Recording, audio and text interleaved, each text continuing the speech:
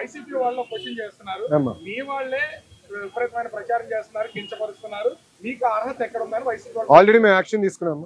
మాకు చిత్తశుద్ధి ఉంది కనుకనే వైఎస్ భారతిరెడ్డి గారి పైన మా కార్యకర్త ఒక ట్వీట్ పెడితే, ఫేస్బుక్ పోస్ట్ పెడితే అతను జైలుకి వెళ్ళాడమ్మా.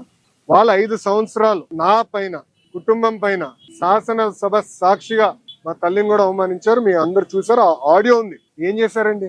నేను ఇప్పుడు ఏమంటున్నానంటే, ఒక మహిళని కించపరిచినప్పుడు ఎంత ఇబ్బంది పడుతుందో నేను కల్లారా చూసాను. ఇది ఇంకో మహిళకు జరగకూడదు, పిల్లలకి జరగకూడదు. వాళ్ళని ప్రొటెక్ట్ చేయాల్సిన అవసరం ప్రభుత్వం మీద చాలా ఉంది. ఇప్పుడు ఒక ఉదాహరణ ఇస్తే, సోషల్ మీడియాలో ఏజ్ అప్రాప్రియేట్ కంటెంట్ అనేది ఉంటున్నాం. జనరల్గా సోషల్ మీడియా ప్లాట్ఫామ్కి ఎవరన్నా రావాలంటే ఒక ఏజ్ తర్వాతనే ఆ ప్లాట్ఫామ్లో ఇన్వెస్ట్ అవ్వాలి.